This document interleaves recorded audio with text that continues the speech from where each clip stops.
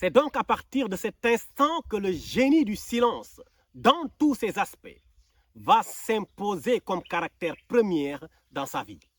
Il est vrai que j'ai portraituré Joseph dans sa première enfance comme un loquace aimant parler de lui-même.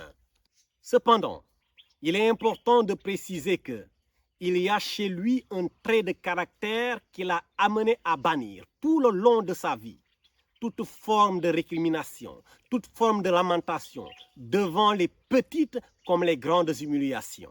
Si d'un côté Joseph parlait beaucoup de lui-même, de l'autre côté, il savait faire silence en son cœur face à ses détracteurs.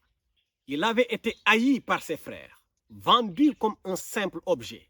Néanmoins, il n'a pas murmuré et n'a émis aucune forme de plainte ni contre eux, ni contre Dieu.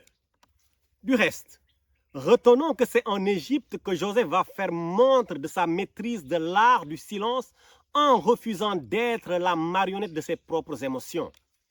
Devenu la propriété de Potiphar, Joseph va travailler dans la maison de ce dernier comme esclave et va y subir énormément d'humiliations, comme nous pouvons le lire dans le livre de Genèse, le chapitre 39, les versets 7 à 20. Voilà ce qui est dit dans ce passage.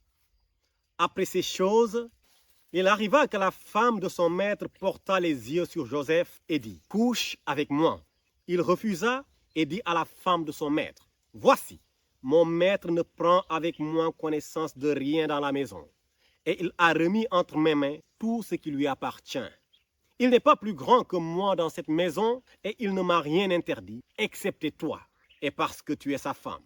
Comment ferais-je un aussi grand mal, et pécherais-je contre Dieu? » Quoiqu'elle parlât tous les jours à Joseph, il refusa de coucher auprès d'elle et d'être avec elle.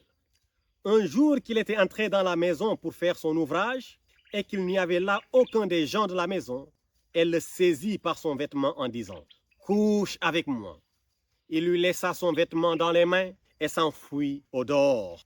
Lorsqu'elle vit qu'il lui avait laissé son vêtement dans les mains et qu'il s'était enfui au dehors, elle appela les gens de sa maison et leur dit, « Voyez, il nous a amené un Hébreu pour se jouer de nous. Cet homme est venu vers moi pour coucher avec moi, mais j'ai crié à haute voix. Et quand il a entendu que j'ai levé la voix et que je criais, il a laissé son vêtement à côté de moi et s'est enfui dehors. » Verset 19. Après avoir entendu les paroles de sa femme qui lui disait, « Voilà ce que m'a fait ton esclave. » Le maître de Joseph fut enflammé de colère. Il le prit et le mit à la prison. Ces versets sont exempts de toute ambivalence quant au dessein de l'épouse de Potiphar de nuire à la vie de Joseph. Dans la troisième leçon de cette série, nous nous pencherons sur le libertinage effréné de cette femme.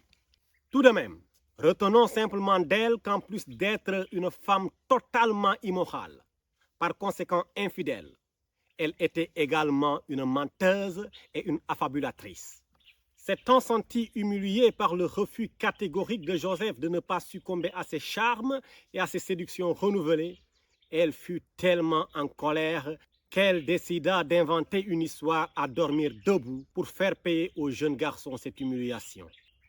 Le timing choisi était parfait. Il n'y avait personne ce jour-là dans la maison.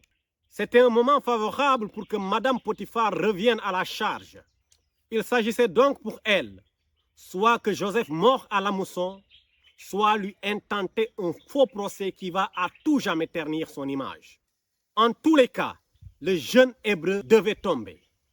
Et c'est justement ce qui est arrivé par le truchement du mensonge portant sur la fameuse histoire du manteau abandonné sur les lieux où devait se perpétrer le crime.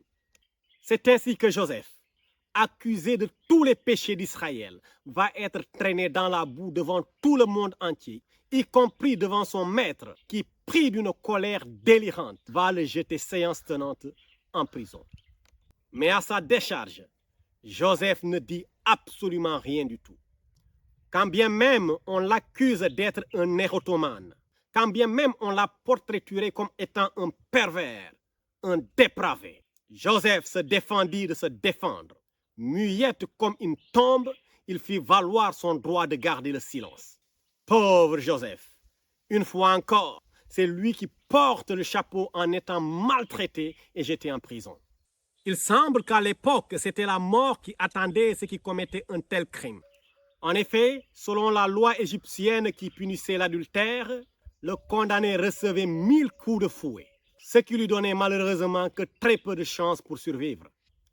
Si tant est que cette loi était en vigueur du temps de Joseph, force est de constater qu'il n'a pas été utilisé contre eux. Et d'ailleurs, la Bible nous dit qu'à ce sujet, Dieu était avec Joseph dans la prison. Bref, indubitablement, Joseph était innocent et nous le savons très bien.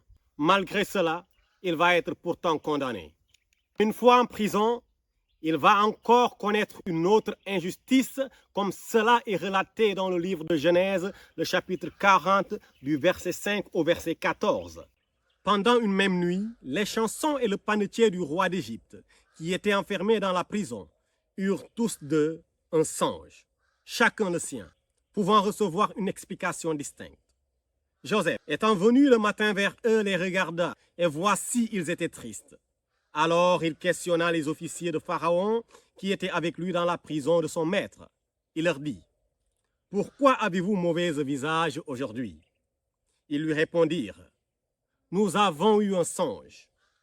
Il n'y a personne pour nous l'expliquer. » Joseph leur dit, « N'est-ce pas à Dieu qu'appartiennent les explications?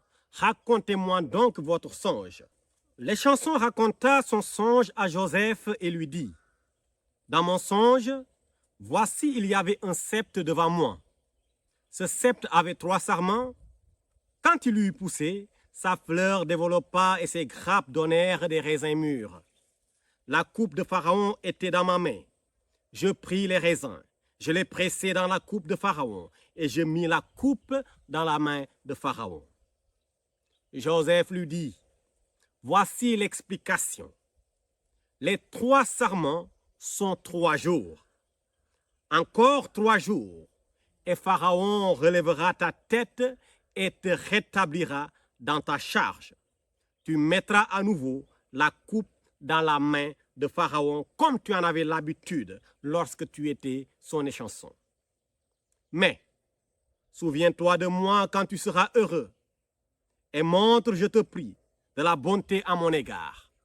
Parle à ma faveur à Pharaon et fais-moi sortir de cette prison. » Nous lisons également le verset 20 qui nous dit, « Le 3e jour, jour de naissance de Pharaon, il fit un festin à tous ses serviteurs, et il éleva la tête de l'échanson et du panetier au milieu de leurs serviteurs. Il rétablit l'échanson dans sa fonction pour qu'il mît la coupe dans la main de Pharaon, mais il fit pendre le panetier, selon l'explication que Joseph leur avait donnée. L'échanson ne pensa plus à Joseph. Il l'oublia.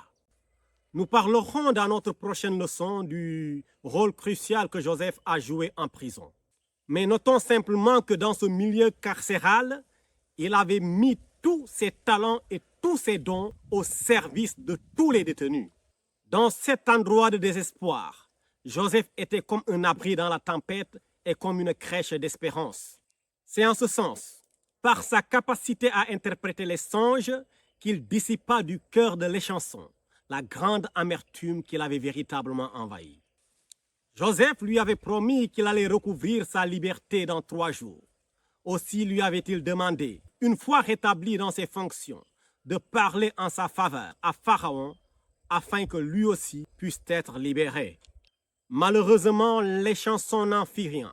Après sa libération, il oublia totalement Joseph. Il fit preuve d'une ingratitude qu'il ne pensa plus à son bienfaiteur. Mais comment a-t-il pu agir avec une telle désinvolture à l'égard de Joseph, qui pourtant était si bienveillant, si affable, si amical, si généreux à son endroit?